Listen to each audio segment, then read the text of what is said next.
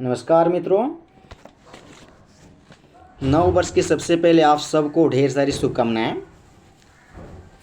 आज हम लोग एक पैसेज का अनुवाद करेंगे।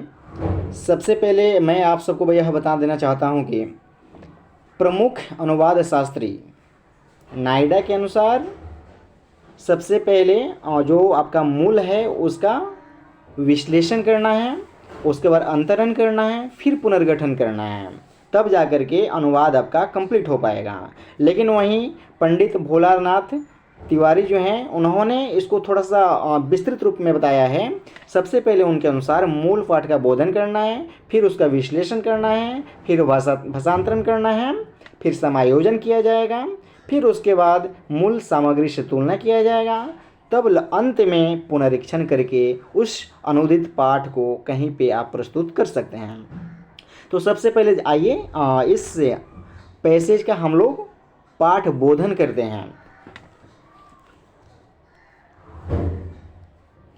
अपिलार्थी से इस प्रक्रम पर, अपिलार्थी मतलब अपिलांट से इस प्रक्रम पर मीन्स किस स्टेज में है ना, यानी इस प्रक्रम पर, इस स्टेज, इसका स्टेज हो जाएगा, स्टेज पर इस बाबत मात्र अपना आपेक्ष फाइल करने के लिए, आपेक्ष मतलब क्या होता है, यानी ऑब्जेक्शन वो फाइल करने वाला है, ऑब्जेक्शन फाइल करेगा, अपेक्ष फाइल करेगा, फाइल करने या कारण दर्शाने की, कारण दर्शाना जो शो कॉज नोटिस मिलता है ना, उसी को यहाँ पे बोला जा रहा है। कारण दर्शाने की अपेक्षा की गई है, अपेक्षा की गई है कि निर्धारण को, निर्धारण मतलब क्या, असेसमेंट को फिर से क्यों नहीं खोला जाना चाहिए।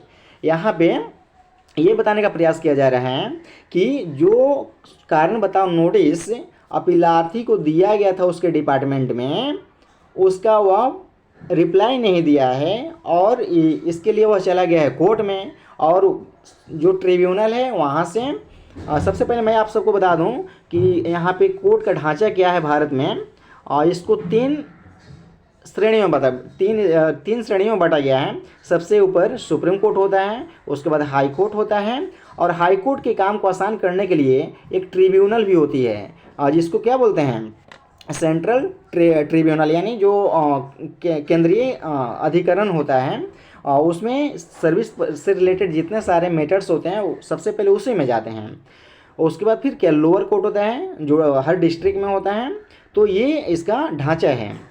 जब आप यहाँ से केस हार जाते हैं लोअर कोर्ट से, तो फिर आप हाई कोर्ट में जाते हैं, हाई कोर्ट से हारते हैं तो फिर सुप्रीम कोर्ट में जाते हैं। लेकिन यदि सर्विस से रिलेटेड कोई भी मैटर होगा तो सबसे पहले आप ट्रिब्यूनल में जाते हैं, ट्रिब्यूनल से हारते हैं तो फिर हाई कोर्ट में जाते हैं, हाई कोर्ट से हारते हैं तो फिर आप अपील करने के लिए सुप्रीम कोर्ट पहुँच जाते हैं।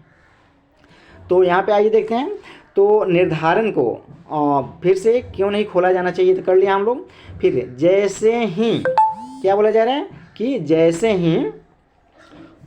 ही वह कारण दर्शाने संबंधी, यानी शो कॉज अपना प्रस्तुत करता है, यानी क्या वो सबमिट करता है, उसका भी सुनवाई किया जाएगा, यानी उसकी भी सुनवाई की जाएगी, यानी उसका भी सुनवाई हाई कोर्ट करेगा या फिर सुप्रीम कोर्ट करेगा।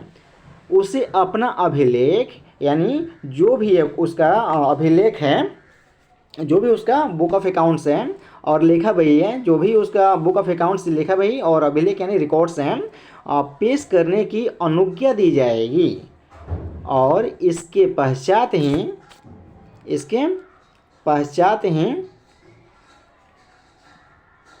इस संबंध में विनिश्चय किया जाएगा, यानी डिसीजन लिया जाएगा कि पहले किया गया निर्धारण, जो असेसमेंट पहले किया गया है, खोला जाना चाहिए, रीओपन किया जाना चाहिए अथवा नहीं। इसके पश्चात भी, यानी उसके बाद अपीलार्थी को यदि ये खोला जाना चाहिए कि नहीं, और ये जब डिसीजन हो जा रहा है उसके पश्चात, उसके बाद भी अपीलार्थी को यानी अपीलांट को निश्चित रूप से, यानी सर्टेनली उसको क्या, निर्धारण की गई कार्यवाही, यानी जो असेसमेंट है, असेसमेंट जो प्रोसीडिंग है, भाई देखिए प्रोसीडिंग जो है ना, प्रोसीडिंग का मतलब क्या, कार्यवाही होता है, और एक्शन का मतलब कार्रवाई होता है, ठीक। तो यहाँ पे कार्यवाही के बारे में बोला है, जो कोर्ट में कार्यवाही होता है, और यदि एक्शन कोई लिया जाता है तो वहाँ पे कार्रवाई बोलते हैं। कार्रवाई कैसा, कार्रवाई ऐसे दोनों पर, र पर भी रेफ होता है और ई पर भी होता है ना। तो वहाँ पे कार्रवाई की जानी चाहिए, उसके बारे में बोल रही है। कार्यवाही यानी कोर्ट में कार्यवाही में सुनवाई का अवसर मिलेगा, उसको सुनवाई का अवसर मिलेगा भाई। फिर बोला जा रहा है मामले को उस दृष्टिकोण से, यानी किसका, जो केस है, जो इश्यू है, उस मामले को उस दृष्टिकोण से देखते हुए हमारी यह सुविचार राय है। कैसी राय है भाई? तो हमारी सुविचार राय, कंसिडर्ड ओपिनियन है मेरा, कि पूर्वोक्त कारण, पूर्वोक्त जो कारण बताओ है, सोकोज है पहले का, के कारण अपीलार्थी पर यानी अपीलांट पर जो है किसी भी रीति में प्रतिकूल प्रभाव, किसी भी रीति में क्या बोला जा रहा है, किसी भी रीति में क्या बोला जा रहा है यहाँ पे, प्रतिकूल प्रभाव बोला जा रहा है ना। यानी जो प्रिजुडिस पहले से पूर्वाग्रह बनाया हुआ है और उस पर प्रभाव नहीं पड़ेगा। अतः हम अपीलार्थी द्वारा फाइल की गई, जो अपील फाइल किया गया है किसके द्वारा, अपीलार्थी द्वारा, अपीलांट द्वारा अपील खारिज करते हैं, उसको क्या हम डिसमिस करते हैं। और अधिकरण द्वारा जो ट्रिब्यूनल द्वारा पारित किया गया है, यानी सबसे पहले क्या सर्विस मैटर, मैंने बोला कि सबसे पहले आप ट्रिब्यूनल में जाइएगा, जो भी कैट होगा उसमें जाइएगा, सेंट्रल जो ट्रिब्यूनल होता है उसमें जाइएगा। उसके बाद फिर क्या, उच्च न्यायालय द्वारा कायम रखे गए, यानी कि वह ट्रिब्यूनल से, यानी कैट्स वह को केस हार गया है, इसलिए वह उच्च न्यायालय में गया था और उच्च न्यायालय में भी वह केस हार गया था। यानी उच्च न्यायालय ने ट्रिब्यूनल द्वारा दिया गया, जो ट्रिब्यूनल द्वारा पारित किया गया जो आदेश था, जजमेंट था, उसको कायम रखा गया था उच्च न्यायालय द्वारा, और इसलिए वह सुप्रीम कोर्ट में गया था। यानी सुप्रीम कोर्ट में वह बंदा पहुंचा हुआ है और आदेश को कायम रखते हैं, यानी अधिकरण द्वारा पारित और उच्च न्यायालय द्वारा कायम रखे गए निर्णय को सुप्रीम कोर्ट भी यहाँ पे कायम रख रही है। तो मैंने मूल पाठ का बोधन कर लिया है, हम सब कर लिए हैं, और इसके जो भी क्लिष्ट वर्ड थे उसको भी हम लोगों ने देख लिया है। आइए और इसका एक एक करके, सबसे पहले मैंने इसको अलग अलग तोड़ दिया है, यानी जो पैसेज है उसको अलग किया है। और आइए नीचे देखते हैं, और इसका हिंदी तो ऊपर ही है। अपीलार्थी से यानी किससे, अपीलार्थी से यानी अपीलांट से क्या बोला जा रहा है, अपीलांट से। तो यहाँ पे देख लीजिए, अपीलांट से क्या, इस प्रक्रम में, अपीलांट से एट दिस स्टेज, यानी इस प्रक्रम में, is simply called upon to file his objection और सो कॉज, यानी जो कारण बताओ था, as to why the reopening of the assessment should not be done, यानी उसको फिर से क्यों नहीं खोला जाना चाहिए। ऊपर जो बताया गया है कि अपीलार्थी से इस प्रक्रम पर इस बाबत मात्र अपना अपेक्ष फाइल करने और कारण दर्शाने संबंधी जो अपेक्षा की गई है, जो कंसिडरेशन है, उसको रीओपन क्यों नहीं किया जाना चाहिए, किसको, निर्धारण को, जो असेसमेंट है उसको रीओपन क्यों नहीं किया जाना चाहिए, why should not B reopened, ये बोला जा रहा है। अब चलिए आगे एक एक करके मैं देख रहा हूँ यहाँ पे, जैसे ही वह कारण दर्शाने संबंधी, इसको तोड़ के बनाइए, बहुत आसान हो जाएगा। जैसे ही वह कारण दर्शाने संबंधी अपना उत्तर प्रस्तुत करता है, यानी सबमिट करता है, जो उसको शो कॉज नोटिस जारी किया गया है, वो जैसे ही प्रस्तुत करता है उसकी भी सुनवाई की जाएगी, यानी उस पर भी सुप्रीम कोर्ट सुनवाई करेगा, हाई कोर्ट सुनवाई करेगा, ट्रिब्यूनल सुनवाई करेगी। उसे अपना अभिलेख, यानी जो भी उसका रिकॉर्ड्स है और अपीलांट का, और जो भी लेखा बही है, जो भी उसका बुक है, मतलब जो अकाउंट्स, बुक्स ऑफ अकाउंट्स बोला जाता है एक्चुअली इसको, लेखा बही को पेश करने की अनुज्ञा भी दी जाएगी, यानी इसको भी अलाउ किया जाएगा। और इसके पश्चात ही इस संबंध में भी निश्चय किया जाएगा कि पहले किया गया निर्धारण खोला जाना चाहिए अथवा नहीं। या इसका हिंदी मैंने इस प्रकार से किया है, once he submits his reply, जो ही वह सबमिट करेगा, जैसे ही रिप्लाई वह सबमिट करेगा, टू द शो कॉज, यानी जो कारण बताओ जो नोटिस है, उसका रिप्लाई जो ही यह देगा, he would also be heard, उसकी भी सुनवाई की जाएगी। तथा and would also be heard, इस डबल हो गया है, माफ़ कीजिएगा यहाँ पे, and would also be allowed, उसको भी अलाउ किया जाएगा, उसको भी अनुज्ञा दी जाएगी, दी जाएगी। काहे के लिए अनुज्ञा दी जाएगी भाई? काहे के लिए? टू प्रोड्यूस हिज रिकॉर्ड्स, यानी उसका जो रिकॉर्ड्स है, जो अभिलेख है, और नेमली बुक्स ऑफ अकाउंट्स, यानी जिसको क्या बुक ऑफ अकाउंट भी कहा जाता है, जो अभिलेख है अर्थात लेखा बही जो है उसको भी अलाउ किया जाएगा।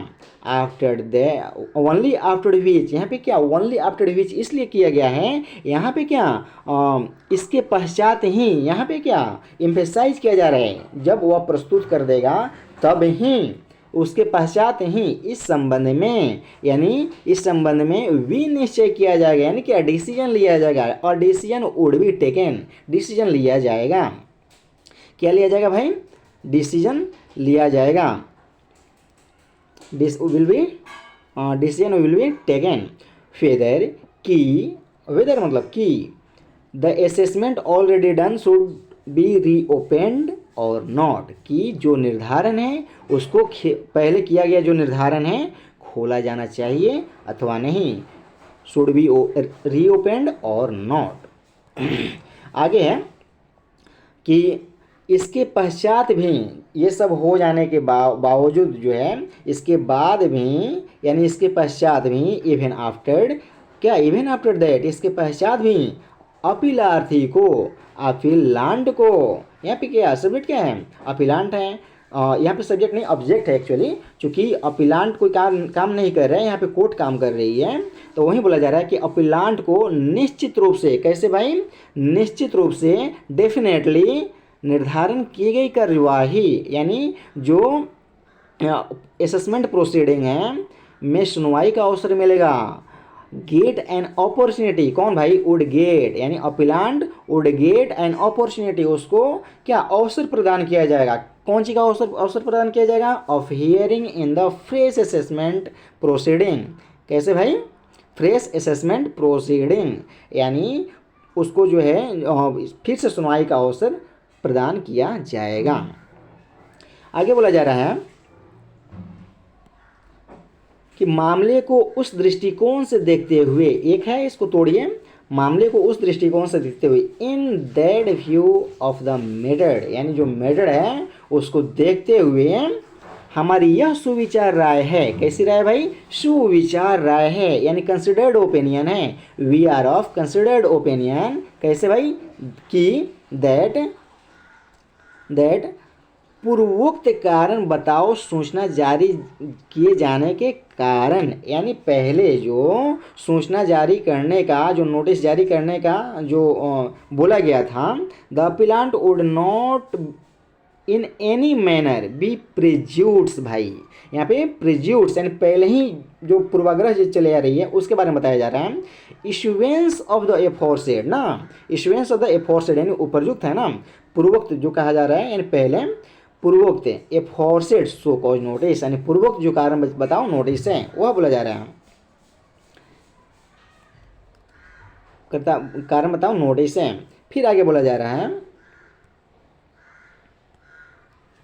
अतः देयरफॉर, हम अपीलार्थी द्वारा, यानी वी क्या, यानी हम क्या, वी हम अपीलार्थी द्वारा फाइल की गई अपील खारिज करते हैं, यानी वी देयरफॉर, यानी देयरफॉर मतलब अतः, यहाँ पे शो मत कर दीजिएगा क्योंकि लीगल टर्म्स कुछ अलग होते हैं।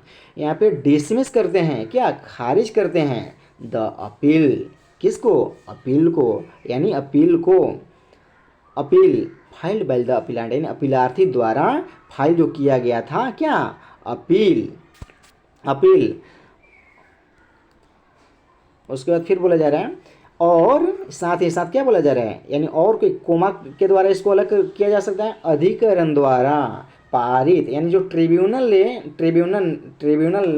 जो है यहाँ पे, और उसने जो जजमेंट दिया हुआ था उसको मेंटेन करते हैं, क्या? किसके जजमेंट को? किसके जजमेंट को भाई?